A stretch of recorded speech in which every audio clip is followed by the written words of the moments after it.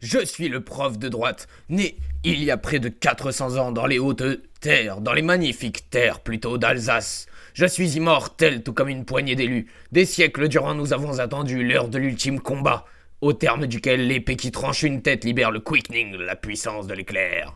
À la fin, un seul d'entre nous survivra. Et il faudra pour cela trancher la tête de tous les autres. Mesdames et messieurs, bonsoir, bonjour, bonsoir, selon l'heure à laquelle vous écoutez ce podcast.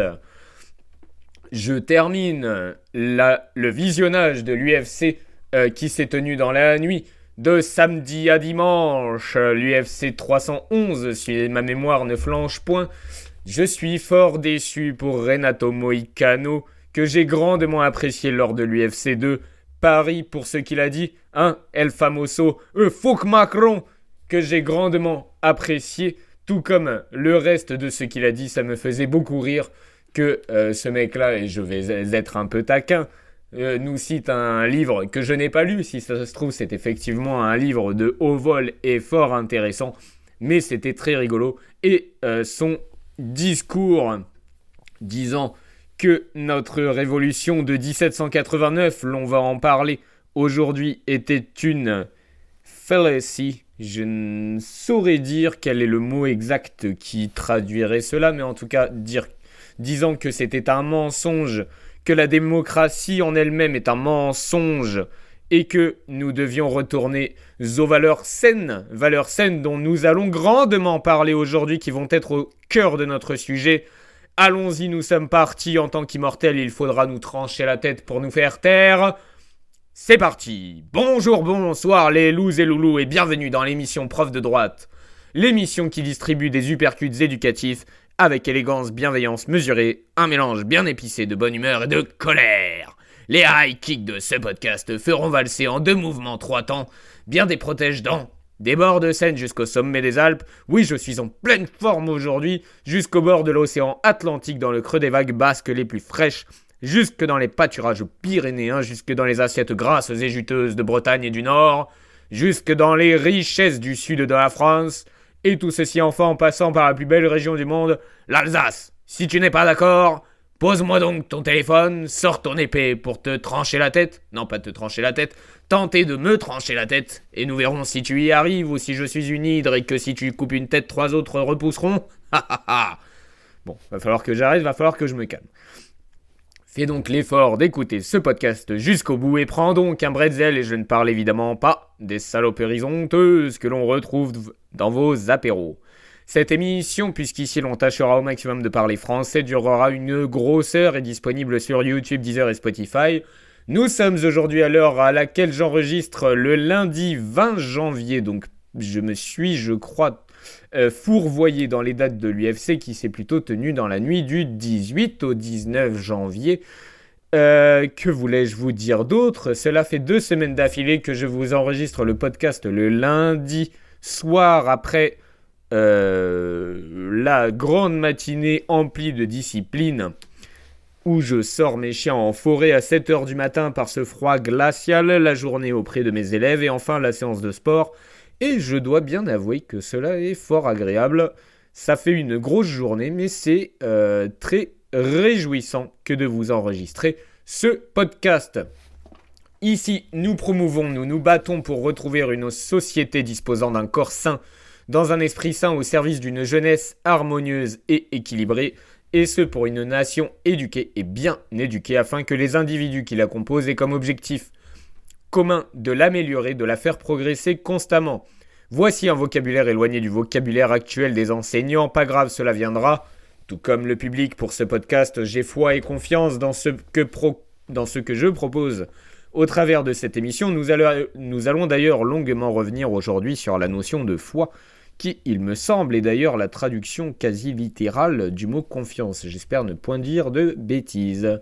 Cette émission est également d'un point de vue personnel un excellent exercice afin de hiérarchiser, ordonner mes pensées pour faire entendre en anonyme pour le moment du moins une voix de prof comme l'on n'en entend jamais ou alors beaucoup trop peu. Je m'astreins donc à une discipline de pensée et de transmission non seulement à mes élèves de par mon métier hors antenne, mais à vous également, Je vous présenterai ici mes opinions réfléchies, les valeurs que je partage et défends, afin que les parents, rappelons chaque fois que la famille reste la première éducatrice de la jeunesse, futurs parents, profs et tous les membres de la communauté éducative élargie, ou même les curieux et les bons de lettres et les anciens que je salue, sache ce que vivent ou vivront les enfants et ce que vivent les profs également à l'école. Nous aborderons les problèmes des profs tout en défendant les autres professions valables et vertueuses, et en clamant haut et fort que les profs ne sont pas les plus à plaindre d'une part et sont en plus responsables en grande partie de la merde dans laquelle ils sont parfois aujourd'hui, d'autre part. J'ai essayé de tout faire sans reprendre mon souffle. Raté, je vais encore devoir travailler mon apnée et mon hypoxie. Nous rappellerons aux profs la notion de neutralité politique. Vous me direz peut-être que je ne la respecte pas toujours, certes, loin s'en faut même, mais vous êtes des adultes majeurs, responsables, capables de vous faire vos propres opinions. Personne ne vous enjoint alors à gober tout ce que j'ai déblatère sans y réfléchir, bien au contraire. J'espère ici de votre part une écoute active. Encore plus, lorsqu'il s'agit de la part de certains de bourrer le crâne d'enfants de valeurs antinaturelles, ce qui a un nom. En plus de me briser les noix, soyons honnêtes, au mieux manipulation d'esprit en cours de formation dont nous avons la charge et au pire, pédocriminalité. Il va falloir réapprendre à forger l'esprit critique de la communauté enseignante donc, comme des élèves, retrouver valeurs et vertus perdues ou en voie de perdition. Voici nos combats essentiels, ne cédons point aux modes et pseudo-dictates moraux, aux conséquences catastrophiques sur notre jeunesse, montrons la voie à cette future génération, afin qu'elle nous tire tous vers le haut. Pour résumer en mots-clés ce que vous retrouverez au sein de cette émission, promotion du goût de l'effort, du travail et défense de la beauté de notre pays, discussion et guisage de nos esprits critiques, adoption d'une mentalité positive, sortie de la torpeur, négativité, pensée unique et passage à l'action. Podcast sale et sans langue de bois qui aura pour but ultime de lutter contre le nihilisme ambiant dans notre superbe pays, de faire évoluer l'école, pourquoi pas notre société dans son ensemble.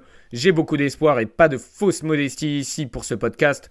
Je souhaite qu'il permette d'aller vers un modèle que j'espère beaucoup plus sain, et cela en équipe, pour parler comme tout le monde. Cette émission sera bien entendu préparée en amont, mais cependant je ne ferai pas de travail de redécoupage, j'ai d'autres projets à mener à bien dans cette vie. J'espère que vous pardonnerez dès lors les bégaiements, égarements, prises d'eau et de caféine. Vous vous sentez, je pense qu'aujourd'hui je n'en ai pas besoin à cette heure si tardive. Lors de l'enregistrement de cette émission pour l'authenticité que cela lui apportera, et j'espère qu'elle aura beaucoup à vous offrir. Plan de l'émission du jour. Aujourd'hui, première partie, l'école de la République, toute une histoire. Deuxième partie, un ouvrage qui n'est point l'ouvrage de base de l'enseignant laïque que je devrais être. Ouh là là. Troisième partie, attardons-nous sur un sujet encore fort intéressant et quelques recherches pour lui permettre d'aller plus loin et nous permettre de nous intéresser à un sujet que je vous garde sous le coude depuis un moment.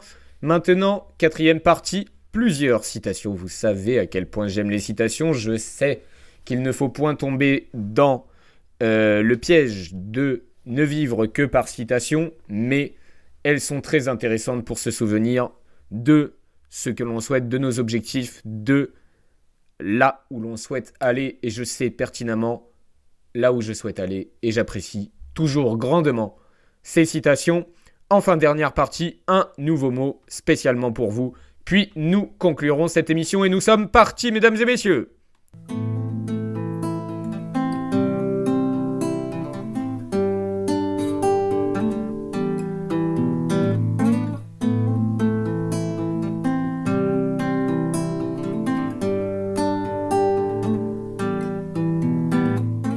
Nous sommes donc le 20 janvier et j'envoie déjà le 3e podcast. Je le publierai, je pense, dimanche. Nous serons, si je ne m'abuse, le 26 janvier. Et nous aurons donc publié en un mois 3 épisodes. Je suis fort content du travail accompli, de ce que je peux dire dans ce podcast. Et j'espère vraiment que tous les auditeurs qui tombent pour le moment par hasard sur ce podcast en seront ravis et en sortiront grandis. Ce serait la plus belle des victoire. Première partie donc, l'école de la République, toute une histoire. L'histoire de l'éducation en France, et plus particulièrement celle de l'école publique, est marquée par de profondes évolutions qui reflètent l'évolution de la société française elle-même. Ces transformations de l'Antiquité à la Troisième République sont traversées par des débats qui souvent laissent une trace indélébile sur la perception de l'éducation dans la société.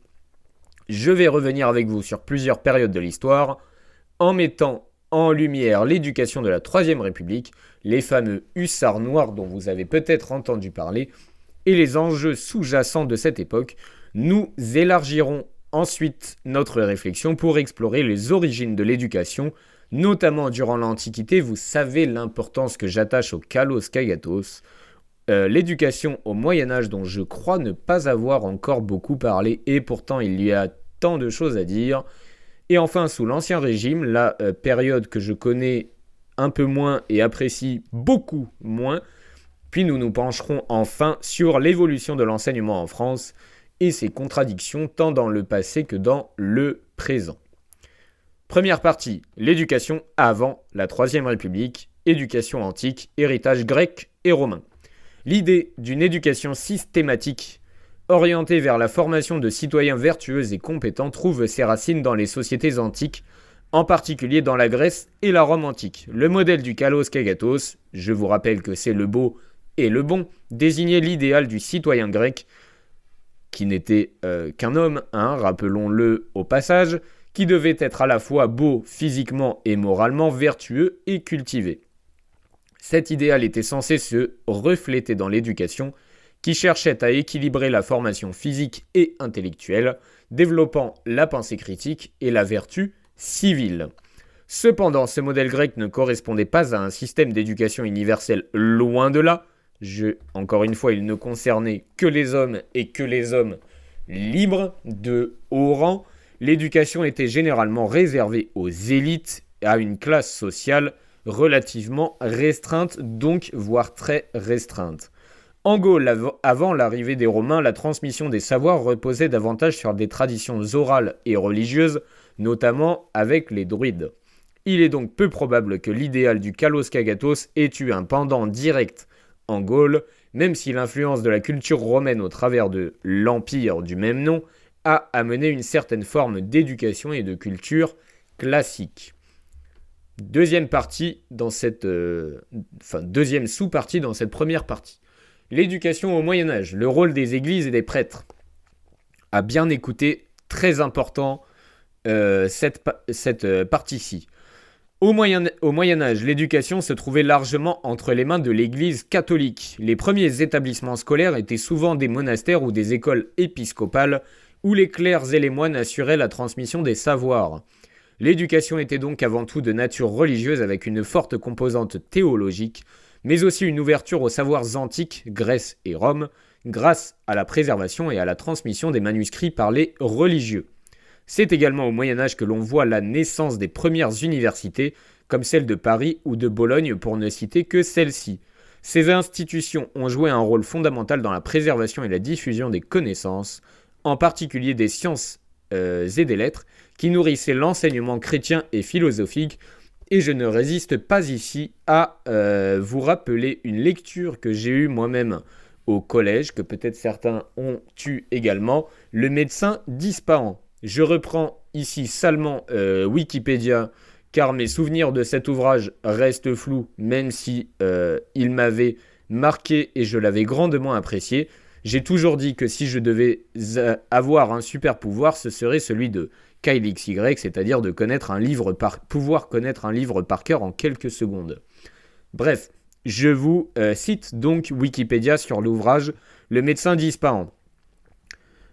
Orphelin, un jeune garçon est recueilli à l'âge de 10 ans par un barbier chirurgien qui lui enseigne la jonglerie ainsi que les bases de la médecine itinérante, car il rêve de devenir médecin mais ne le peut pas. Rob Cole apprend après la mort de son maître qu'à Ispahan, en Perse, existe la meilleure école de médecine et le meilleur médecin du monde, nommé Ibn Sina, alias Avicenne. C'est peut-être un nom qui vous dit quelque chose, car même si ma mémoire n'est pas exceptionnelle de cette époque et de cet endroit-là du monde.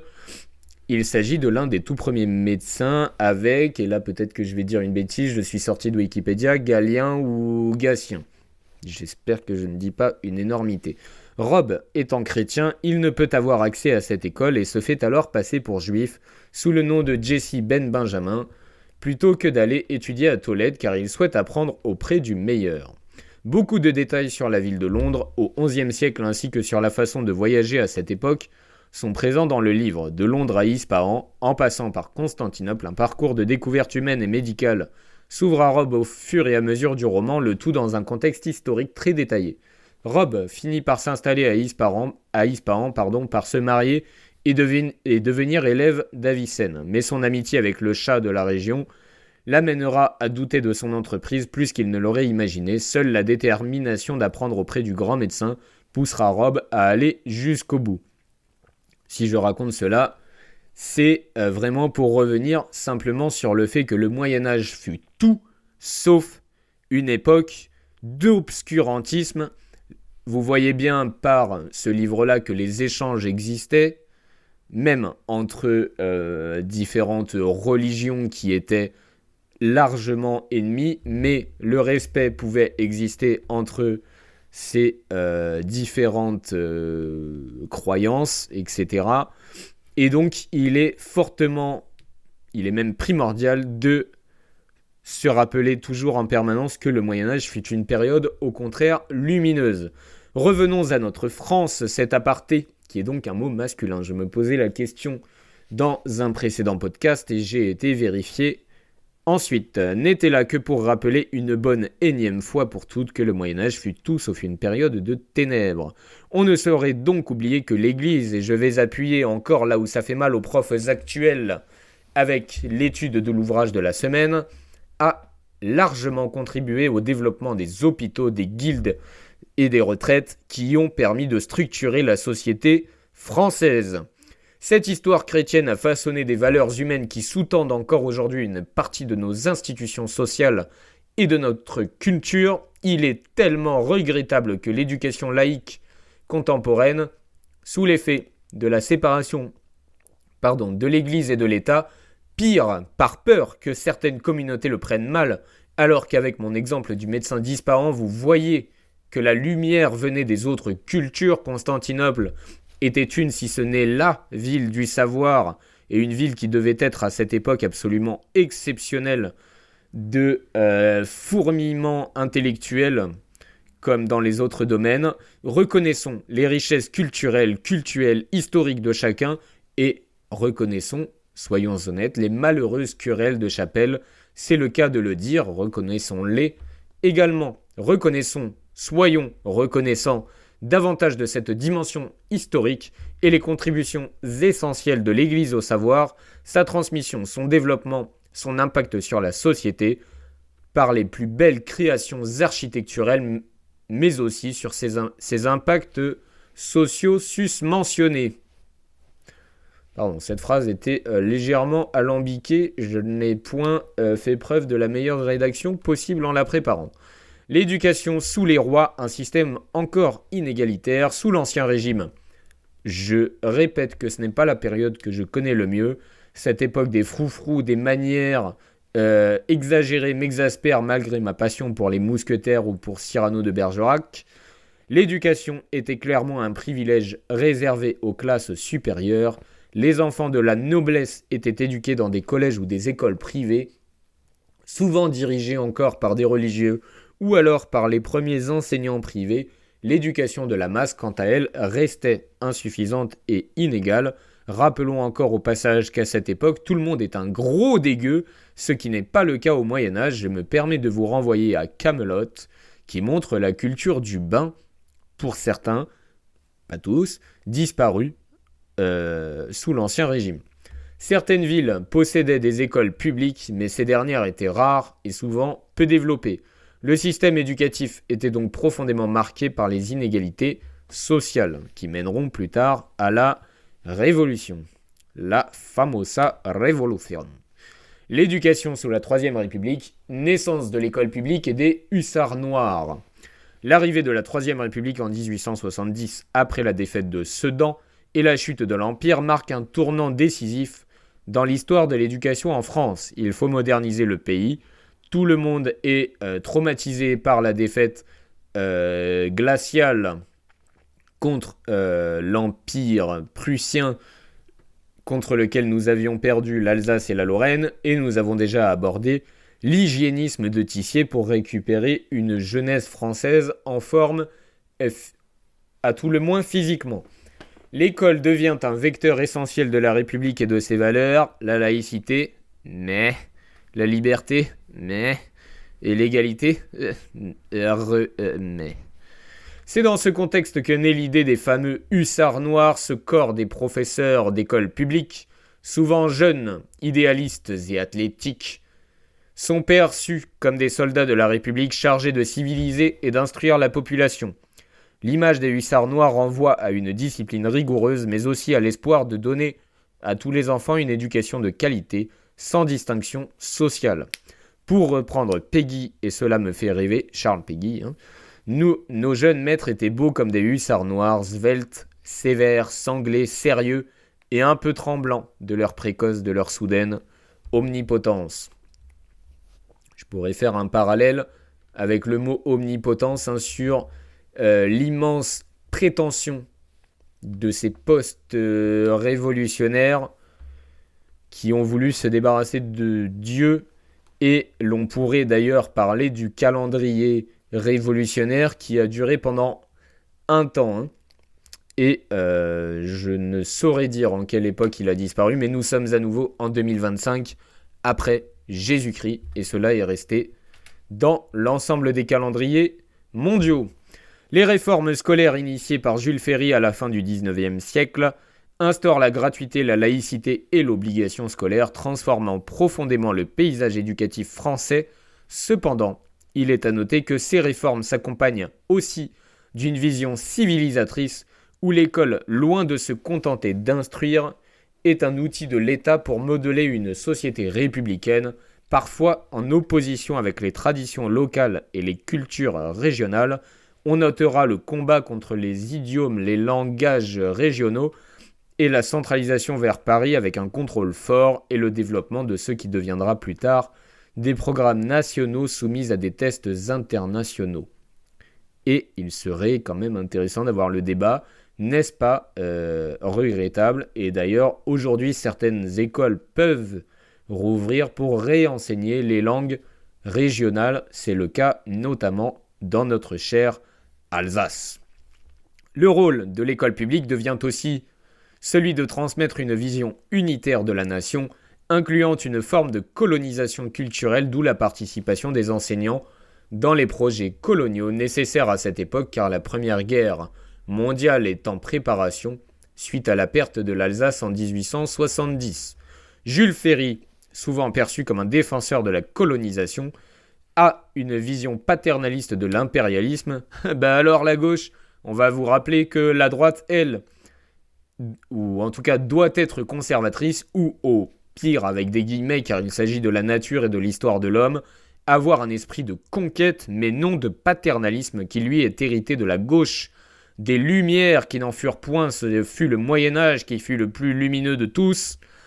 Je reviendrai sur un autre ouvrage de Julien Rochdy et sur Edmund Burke pour creuser ce point une autre fois. L'éducation est vue comme un moyen d'éclairer les peuples inférieurs. Oula, mais vous êtes sûr d'être de gauche et communiste, les profs, là? Instruisez-vous, c'est un comble merde. Je vous rappelle, entre autres, que le communisme est encore peut-être le régime politique responsable du plus grand nombre de morts. Maintenant, assumez ou non d'être communiste. Ce n'est pas mon cas.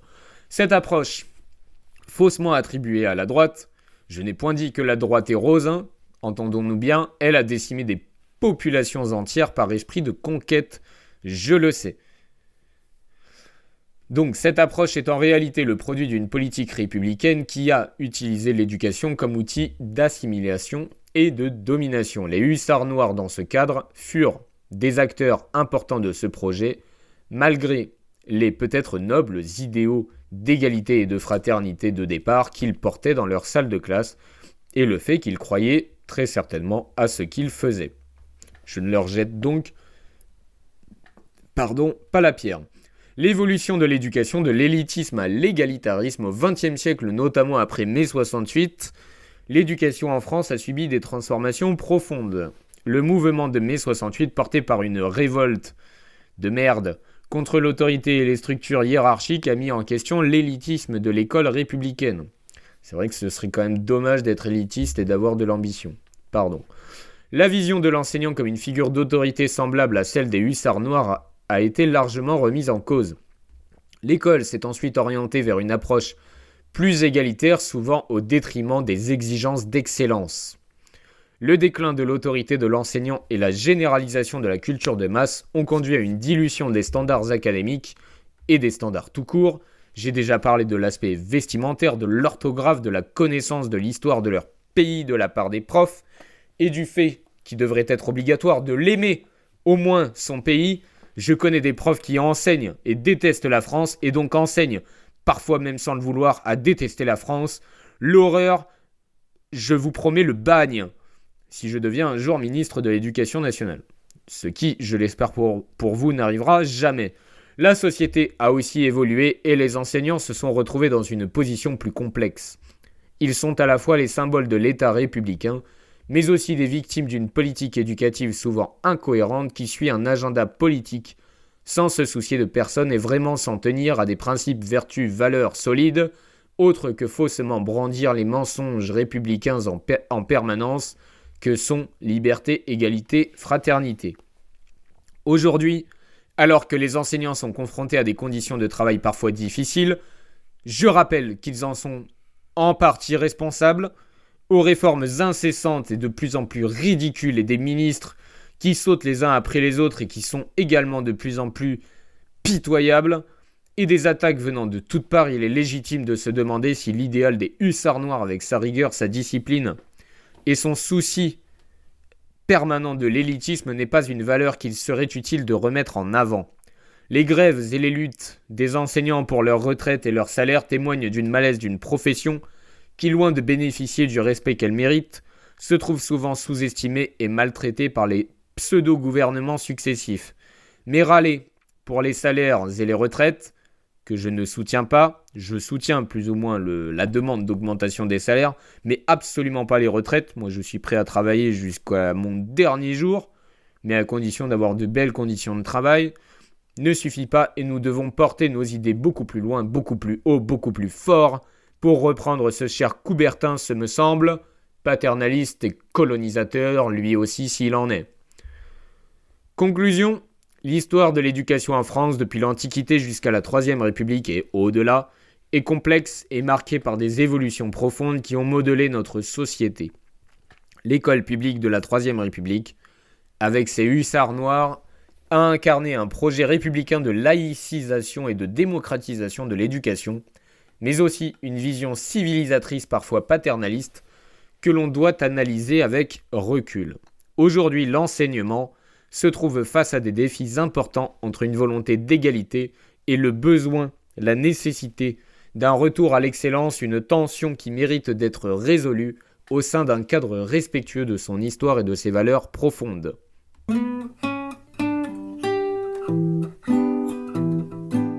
Étude d'un ouvrage auquel vous ne vous attendiez certainement pas de la part d'un enseignant.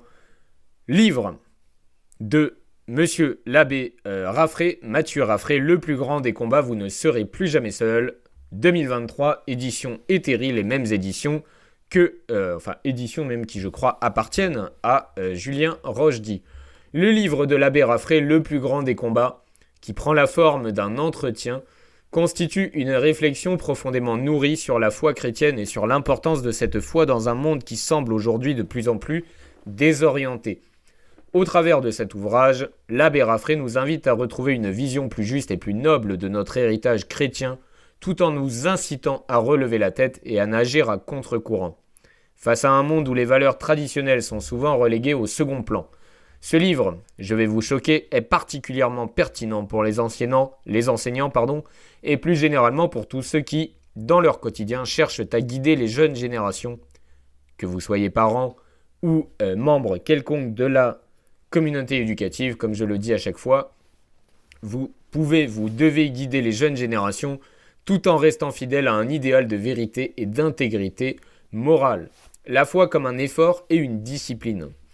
L'abbé Raffray défend une conception de la foi chrétienne qui ne repose pas sur l'attente passive d'une illumination divine ou d'un miracle, mais sur un travail constant sur soi-même, un effort, une discipline, ce qui forcément me parle. Il explique que la foi chrétienne n'est pas un confort ou un refuge dans l'instant présent, mais un combat quotidien qui nécessite persévérance, rigueur morale et spiritualité. Ce message résonne profondément dans le contexte de l'éducation, où, en tant qu'enseignants, nous savons qu'il ne suffit pas d'attendre que les élèves trouvent leur voie sans leur offrir des repères solides et exigeants, et qu'au-delà des connaissances pures, il nous faut inculquer valeurs et vertus que l'on peut piocher dans l'histoire française séculaire, intimement liée à la chrétienté. Pour l'abbé Raffray, avoir la foi, c'est d'abord être fort, mais aussi être humble. Cette double exigence n'est pas paradoxale, elle nous invite à incarner une force intérieure qui ne se déploie pas dans la domination ou la volonté de puissance, mais dans la capacité à rester ancré dans les principes de dignité et de respect, même face aux adversités. Et certainement pas dire sur un plateau de télévision que l'on va caricaturer toutes les religions, sauf l'islam. Quelle bassesse, et je vais le dire, quel affreux manque de couilles. En tant qu'éducateur, nous avons le devoir de transmettre cette force tranquille, que je vais reprendre instantanément, cette capacité à résister à la tentation de la facilité et à l'individualisme pour aider nos élèves à se construire, à s'élever moralement et intellectuellement. Désolé, j'ai touché le micro, pardon.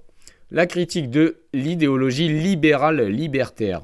L'un des grands enjeux de l'ouvrage de l'abbé Raffray est la critique virulente qu'il adresse à l'idéologie libérale. De droite, capitalisme effréné sans valeur. Et libertaire, absence de repères, absence de pairs, P-A-I-R-S, et absence de pairs, P-E accent grave, R-E-S. Croire que l'on se fait seul et que l'on n'a de compte à rendre à personne, d'où je peux me mutiler l'avant-bras pour en faire un pénis, d'où je peux croire que je peux modeler à volonté mon identité, d'où le wokisme, etc. D'où faire ce que je veux de la nature tout en prétendant la défendre. Je continue ou c'est bon ? Je vous parle souvent en conclusion, de gauche et de droite perverties toutes deux comme deux faces d'une même pièce, une pensée que Monsieur l'abbé Raffray décrit comme étant déconnectée des réalités humaines et spirituelles avant tout. L'abbé Raffray voit alors dans la droite libérale obnubilée par le profit et la gauche libertaire obsédée par la rupture de tous les liens traditionnels et communautaires, tout en défendant les communautés lointaines, mais pas les communautés proches. On y reviendra avec le prochain. Lui aussi décrit deux faces d'une même pièce, corrompues et dégueulasses. Selon lui, ces deux courants politiques, en promouvant une conception du monde fondée sur l'individualisme extrême et la dégradation des valeurs collectives et spirituelles, voire même des valeurs individuelles, finalement, ont conduit à l'érosion des principes moraux fondamentaux qui ont autrefois structuré la société chrétienne et occidentale. Dans ce contexte, l'éducation joue un rôle clé. En tant qu'enseignants, nous sommes les dépositaires d'un savoir qui ne se limite pas à des connaissances techniques ou utilitaires, mais qui doit aussi nourrir les esprits d'une réflexion sur les valeurs humaines profondes. Et c'est là qu'une approche chrétienne, sans nécessairement imposer la foi, peut venir éclairer cette démarche, le respect des autres, la responsabilité individuelle, la solidarité, mais aussi la quête du sens, l'humilité et la recherche de la vérité sont des valeurs que nous pouvons transmettre sans trahir notre engagement laïque. Je répète entre parenthèses ce que j'avais déjà emprunté à François Dubé, qui disait que finalement ces valeurs-là, oui, l'éducation nationale nous demande effectivement de les inculquer et que la laïcité n'est finalement qu'une religion de plus, et qui se bat également contre les autres religions. Rien de neuf sous le soleil, mais notre histoire est chrétienne, ce me semble. Une vision du monde fondée sur les valeurs chrétiennes, l'ouvrage de l'abbé Raffray résonne comme un appel à retrouver le sens de la discipline et de l'effort, afin de construire une société plus juste, plus responsable, plus éthique. Selon lui, il s'agit de comprendre que l'éducation, loin d'être un simple moyen d'adaptation à un monde en crise, doit être un instrument de résistance face aux dérives de l'individualisme, de la consommation et de l'idéologie de la rupture totale, que je hais tout particulièrement, je pense que vous l'avez compris. Il s'agit pour nous de relever la tête, de nous tenir droit face à la déconstruction des repères et des pairs, et de défendre un idéal d'éducation qui intégrera la formation du caractère, la discipline morale et l'effort intellectuel sans se laisser séduire par la facilité du relativisme ambiant. Ainsi, l'enseignant, même en restant dans les limites de la neutralité laïque, peut s'inspirer des vertus chrétiennes sans chercher à imposer une foi religieuse quelconque. Le respect, l'humilité, la justice, l'effort personnel, la responsabilité collective, ces principes issus en grande partie de notre tradition chrétienne, sont autant de valeurs qui peuvent et doivent être enseignées, quel que soit le cadre laïque dans lequel l'enseignant évolue. Il ne s'agit pas ici pour nous, enseignants, de prêcher la religion, mais bien de transmettre une éthique de vie, une manière de voir le monde qui trouve une grande partie de ses racines dans notre histoire, dans notre héritage séculaire, intimement lié toujours, ou en tout cas jusqu'en mai 68, si on est plus violent jusqu'en 1789, toujours lié à notre héritage chrétien. Une critique de la vision moderniste et relativiste. Une des citations marquantes, selon moi, de l'ouvrage de l'abbé Raffray est celle de Charles Péguy que l'abbé reprend et qui résonne comme un cri d'alarme. Tout l'avilissement du monde moderne, c'est-à-dire la mise à bas prix du monde moderne, vient de ce qu'il a considéré comme négociable des valeurs que le monde antique et le monde chrétien considéraient comme non négociables. Cette phrase souligne un aspect central du discours de M. Raffray, l'abandon de certaines valeurs fondamentales, considérées comme non négociables, et leur remplacement par une conception du monde relativisme, où tout se négocie, tout se vend, etc. Petite aparté encore sur l'UFC, je pense que vous avez compris que j'aime bien ces événements, que j'aime bien Moïcano, qui se surnomme en plus Moni alors qu'il se dit extrêmement proche des valeurs chrétiennes, c'est quand même assez spécial comme vision. Et puis il faut bien reconnaître que l'UFC, même si c'est beau, même si j'aime bien, c'est quand même le mercantilisme absolu. Ne serait-ce que cette espèce de ring avec je ne sais combien de sponsors, c'est quand même un peu dégueulasse, même si cela donne de beaux spectacles. Aparté terminé. La notion de vérité, de justice, d'honneur, de solidarité, ces valeurs ont été minimisées au profit de l'individualisme et de la recherche du confort personnel. Et quitter le confort, je dois me souvenir de la citation du pèlerinage de Chartres, si ma mémoire est bonne. Ami reçoit la richesse de l'effort, quitte la pauvreté du confort, je crois. Tout cela a des conséquences sociales et spirituelles dramatiques. En tant qu'enseignants, nous avons la responsabilité de rappeler dans notre pratique quotidienne que certaines valeurs ne sont pas négociables. Connaissez vos limites, ce que vous ne pouvez plus accepter. J'ai déjà parlé personnellement du masque que je n'accepterai plus jamais, ni moi de porter, ni de demander que mes élèves le portent. J'ai d'autres limites. Enseigner le LGBTisme version marque, pas accepter les différences. Ça, pourquoi pas, ce n'est pas à moi de juger les autres, je l'ai déjà dit. Mais en revanche, enseigner à des élèves de moins de 10 ans le wokisme, pour parler très simplement, jamais de la vie. Connaissez vos limites. Certaines valeurs ne sont donc pas négociables, je le redis. Elles sont le fondement d'une société stable et juste. Ces valeurs doivent être enseignées non pas par dogmatisme, mais par conviction que ce sont elles qui permettent à un individu et à une société de se réaliser pleinement. Cette posture implique un travail sur soi, une réflexion continue, mais aussi un engagement à faire passer ces valeurs avant la facilité de l'instant. Dois-je revenir sur la facilité de dire oui, on enseignera les caricatures de toutes les religions sauf l'islam parce que c'est un peu chaud. Putain de merde. Revenons à l'amour du prochain.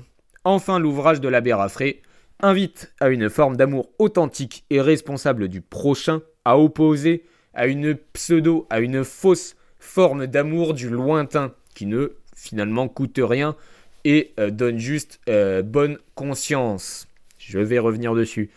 C'est l'idée que l'amour chrétien ne consiste pas à faire de grandes déclarations ou à se donner une bonne conscience en soutenant des causes lointaines sans rien faire dans la réalité véritable et palpable. Pire, en lui crachant au visage, mais qu'il se manifeste d'abord dans notre quotidien, dans notre respect de l'autre, dans nos actions concrètes envers ceux qui sont autour de nous. Cette réflexion fait écho à la critique de Julien Rochdy qui note très justement que la gauche n'aime pas les migrants, elle s'aime aimant les migrants. Et ça, si ce n'est pas un tacle à la gorge magnifique de la part de Monsieur Rochdy, j'applaudis. L'amour du prochain commence par l'action, par la capacité à comprendre et à agir localement pour ceux qui nous entourent, nos paysans, nos soignants, plus largement, nos voisins donc, et ne consiste pas en une posture idéologique déconnectée de la réalité. Conclusion, appel à la conscience et à l'engagement. En conclusion, donc, l'ouvrage de l'abbé Raffray, loin de se limiter à une exhortation religieuse, est un véritable appel à une prise de conscience collective, un cri pour la préservation d'un héritage de valeurs chrétiennes et humaines qui se trouve aujourd'hui largement sous-estimé. Mésestimé même. Pour les enseignants, ce livre est une invitation à ne pas se laisser dévorer par les exigences modernes d'efficacité ou d'opportunisme, mais à se rappeler que l'éducation véritable repose sur la transmission de valeurs non négociables, celles qui nous permettent de construire une société plus juste et plus respectueuse. Comme l'abbé Raffray nous le rappelle, avoir la foi, c'est aussi avoir le courage de nager à contre-courant. Ce doit même être notre fierté de chrétien, de relever la tête et de transmettre avec force et humilité les vertus chrétiennes qui ont bâti notre civilisation. Pour aller plus loin, je vous enjoins à suivre son podcast Sursum Corda. Et alors, haut les cœurs!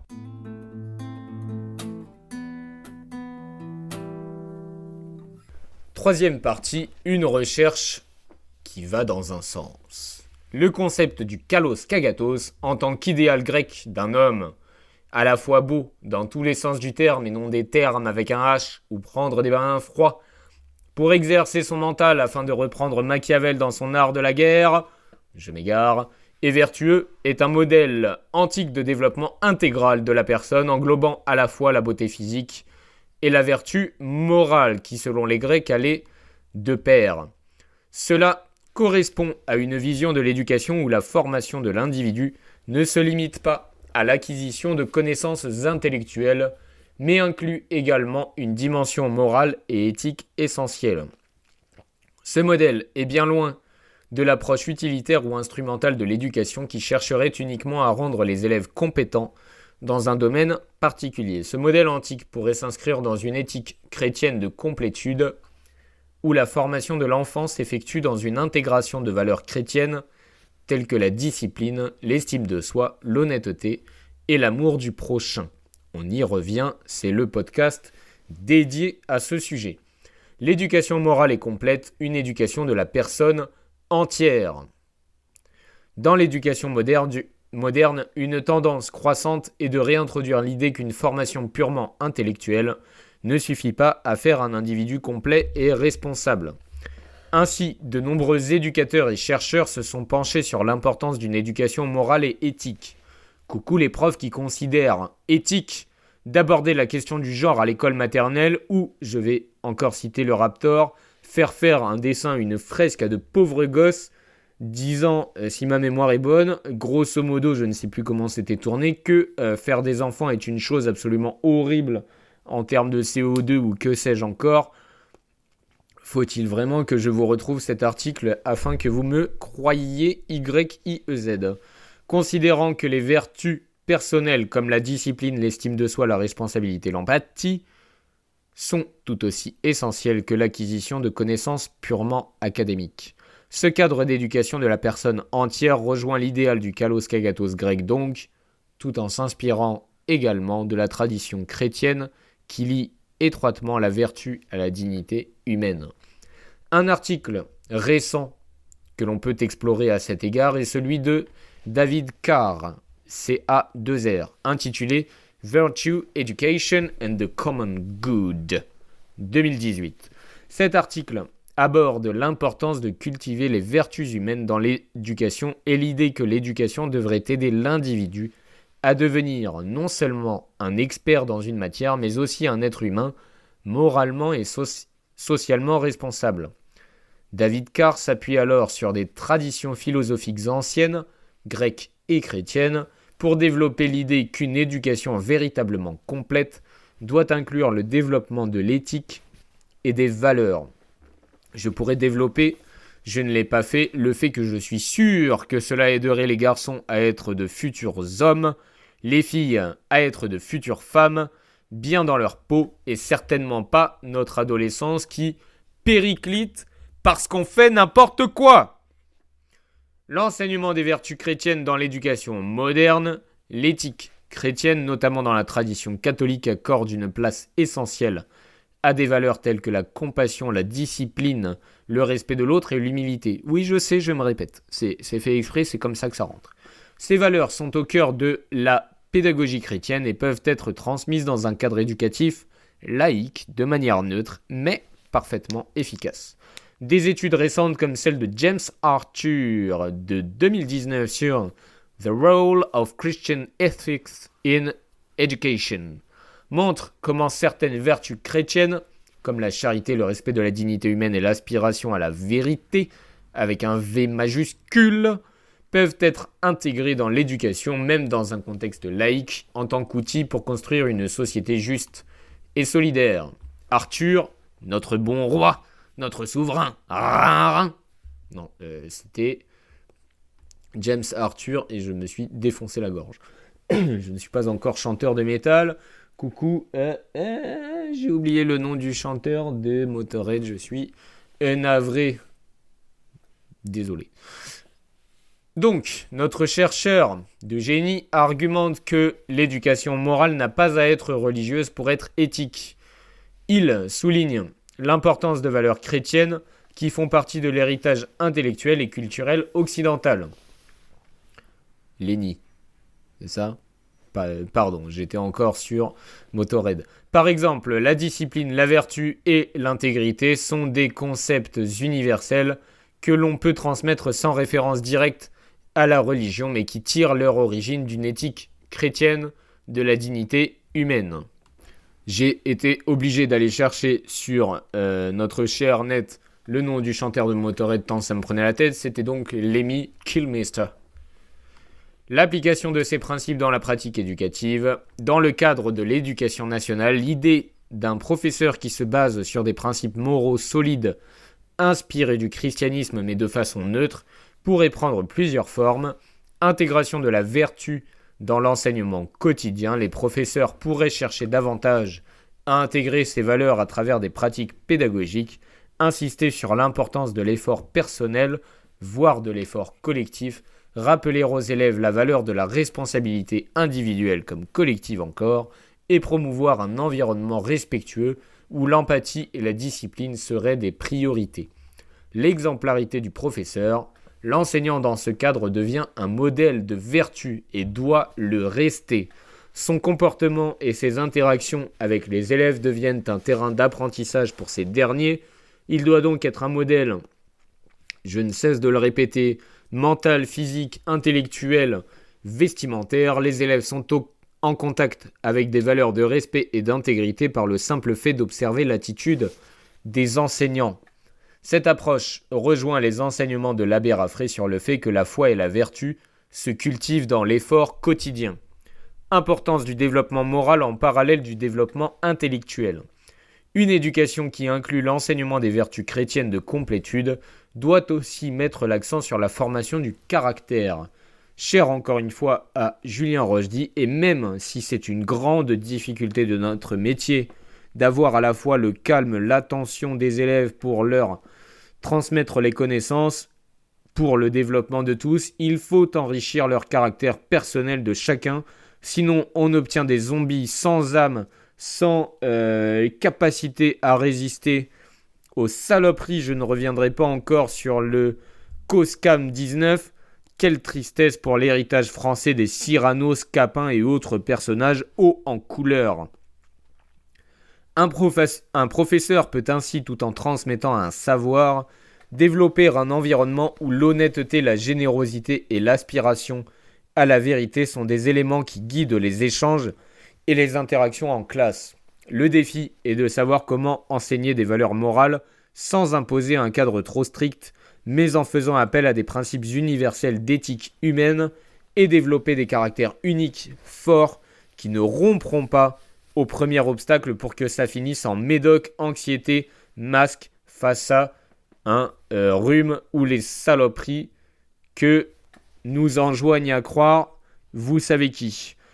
Un point très important de l'article de David Carr et que l'on peut également retrouver dans les écrits de l'abbé Raffray, c'est la critique du relativisme qui, selon lui, mène à une érosion des valeurs non négociables. L'éducation d'un individu ne doit pas être une simple recherche de compétences pratiques, mais une véritable quête du bien et du juste, à la manière des anciens philosophes grecs ou des penseurs chrétiens, et ces valeurs-là sont encore une fois non subjectives. Dans un monde où tout semble devenir marchandisable et réductible à l'individualisme, l'éducateur, enseignant, parents, famille, communauté éducative ont tous un rôle crucial à jouer auprès des enfants pour leur transmettre des valeurs non négociables comme l'amour du prochain, la justice et la discipline. Même dans un contexte laïque, un professeur doit incarner et transmettre des vertus chrétiennes d'une manière qui dépassera le cadre religieux tout en favorisant un idéal de complétude de la personne. La discipline, l'effort, le respect des autres et l'honnêteté sont des principes essentiels que chaque éducateur peut intégrer dans sa pratique quotidienne, en s'inspirant des enseignements anciens et de ces valeurs religieuses qui sont notre histoire. Le défi de l'enseignement est de former des individus complets, capables de discernement, de respect et de solidarité, et non uniquement des personnes techniquement compétentes, mais moralement vacillantes. Retenez bien ceci, combien en connaissez-vous dans votre entourage qui sont techniquement compétents, ce qui est déjà parfois rare, mais qui sont totalement moralement vacillants. Je pense qu'on en a un paquet à l'Assemblée nationale et au Sénat, je dis ça comme ça. Dois-je encore une fois faire un coucou au Covid ? Oui, parce que je réentends des horreurs aujourd'hui avec des grippes, nouveaux virus, plan blanc, et j'entends que l'on reparle de masques. Rien ne vous sert de leçon ! Merde ! L'article de David Carr et les principes que l'abbé Raffray met en lumière rappellent que l'éducation doit être une quête de vertu et de vérité qui s'adresse à la fois à l'esprit, au corps et au cœur pour élever les générations futures dans un monde qui a trop souvent perdu de vue les valeurs fondamentales, les libertés fondamentales qui permettent à chacun de s'épanouir pleinement.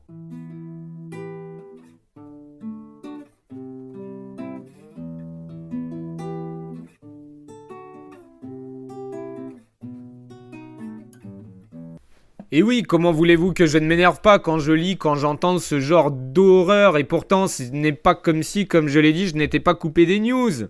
Mais j'entends quand même des... Bref, partie citation. Je finis actuellement le 2e tome des Mousquetaires, grande époque, justement de caractère, l'on en parlait.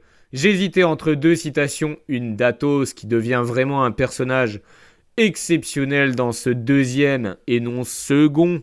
J'attaquerai le 3e tome ensuite, et une citation de Napoléon sur l'énergie, la volonté qui doit nous habiter pour nous battre, pour vivre, plus encore comme je le fais, et d'autres aussi à contre-courant. La vie, c'est une vibration. Quand vous cessez de vibrer, vous êtes mort. Certains, vous vivez mort. C'est la définition du zombie. Je vous laisse juge de votre citation préférée parmi ces 2, et je vous en livre donc 2. Première, mourir n'est rien, mais vivre vaincu et courbé, c'est mourir tous les jours. 2e, si nous parvenons à sauver le roi, ce sera beau. Si nous n'y parvenons pas, ce sera grand. Et comme j'ai dit 2e et non seconde, je suis obligé d'en faire une 3e. Je sers la cause la plus sacrée qu'il y ait au monde, celle du malheur, de la royauté et de la religion. Dieu tiendra compte de ma volonté. À défaut de mon pouvoir, tous les gentilshommes sont frères, les rois de tous les pays sont les premiers entre les gentilshommes.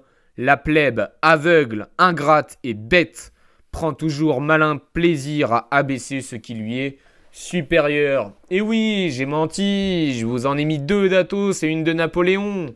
Laquelle ? Je vous laisse chercher. Et oui, je cite la royauté sans pleinement la défendre, juste parce que c'est beau, la plume de Dumas, l'énergie, la vie, être prêt à se sacrifier pour ses idéaux. Putain, qu'est-ce qu'on a besoin d'hommes comme cela aujourd'hui. J'aime trop les citations, même si je sais qu'il ne faut pas en abuser. Cela m'éclaire comme des petits phares que j'ai en permanence dans la tête, des lumières, des loupiottes qui m'éblouissent, qui clignotent, qui me réveillent lorsque je procrastine, lorsque je m'apprête à faire de la merde. Je vous en offre une dernière de Porthos. Porthos, c'est Papacito, que diable! D'Artagnan, c'est Rochedi, et l'abbé d'Herblay, ou Aramis, pour ceux qui n'auraient pas lu Les Mousquetaires, c'est l'abbé Raffray. Ce n'est pas la mort qui doit nous inquiéter, puisque nous ne savons pas ce que c'est. J'espère un jour être digne d'endosser la cape d'Athos et de porter l'épée. En attendant, mes mots sont ma lame, et je les aiguise du mieux que je peux pour vous réaiguiller. Nous arrivons quasiment à la conclusion de ce podcast où je me suis pas mal énervé et nous avons beaucoup parlé de religion, ce qui n'est point pour me déplaire du tout. Et nous poursuivons, je vais vous définir 2 mots que vous ne connaissez peut-être point. Les prélats et les coadjuteurs. Des termes qui peuvent donner l'impression que nous sommes en train de parler de personnages mystérieux dans un roman médiéval ou dans un film de cap et d'épée. Oui, monsieur! Je vais vous déclamer quelques vers de mon grand cru, de Gewürztraminer, bien entendu. Pourtant, derrière ces mots, il y a des rôles assez sérieux, quoique parfois un peu amusants tout de même à expliquer avec un brin de légèreté. Le prélat. Un prélat, ne vous y trompez pas, ce n'est pas quelqu'un qui se prélasse dans un fauteuil en dégustant une tasse d'anglais, de thé anglais, de roast beef. Non, un prélat, c'est un membre du clergé ayant un certain rang dans l'église, souvent une sorte de dirigeant spirituel, un peu comme un chef d'orchestre des âmes, qui seront les cuivres, j'ai mon idée pour les cordes, sensibles. En 2 mots, ce n'est point moi, des cibles, j'en ai un bon paquet. Il peut être évêque, archevêque ou même cardinal, il est là pour veiller au bon ordre spirituel de ses ouailles, un mot que j'adore, et son travail ne se limite pas à donner des bénédictions et à poser des regards sévères sur ceux qui arrivent en retard à la messe du dimanche. Non, le prélat c'est un véritable homme d'action, mais dans le domaine de l'âme. Il se doit alors d'être vigilant, de guider et de remettre les âmes sur les rails, comme dirait le philosophe de service que je suis. Donc en résumé, prélat et prélassement, ça ne rime même pas. Le coadjuteur.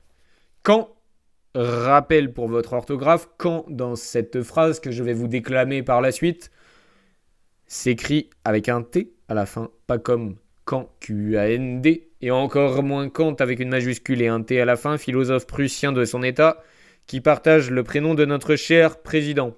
Je reprends ma phrase donc.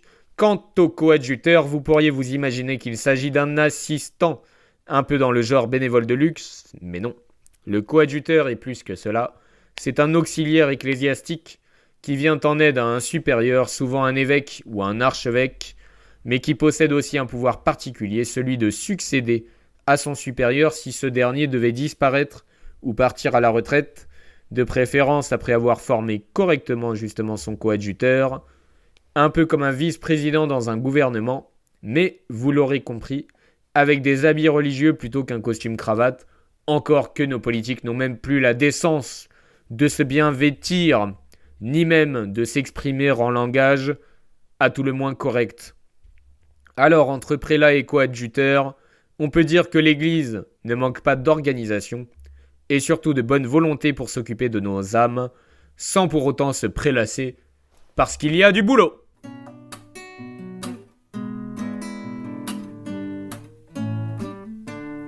Je conclus comme à l'accoutumée ce podcast. Parents, votre rôle est d'inculquer des valeurs saines, de laisser vos enfants être naturellement curieux d'apprendre, d'enrichir leur monde, de veiller à leur sommeil, leur alimentation, le temps d'écran qu'ils consomment, de communiquer avec son prof ou leur prof.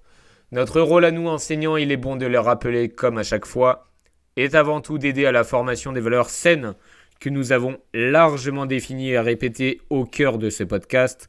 Ces valeurs saines et encore une fois naturelles ou héritées de notre histoire commune. Et en premier lieu d'entre elles, la curiosité qui est la première des valeurs à former, à forger chez l'enfant et à préserver. Plus tard, majeurs, s'ils veulent faire leur choix personnel en responsabilité avec la base solide et l'esprit critique affûté tel une lame de rasoir que nous leur aurons inculqué, ce sera leur souci, mais l'un de nos nombreux rôles est de protéger l'innocence de l'enfance. Donnons-leur du savoir, apprenons-leur à être avec l'aide de leurs parents et de l'ensemble de la communauté éducative. Et enfin, notre plus bel objectif sera de leur permettre d'avoir les outils de savoir, devenir. Retrouvons pour cela une communauté éducative soudée, tirant dans le même sens. Cessons avant tout d'ailleurs de nous tirer dans les pattes. Nous valons mieux que cela. Force, intelligence, spiritualité, nature, honneur.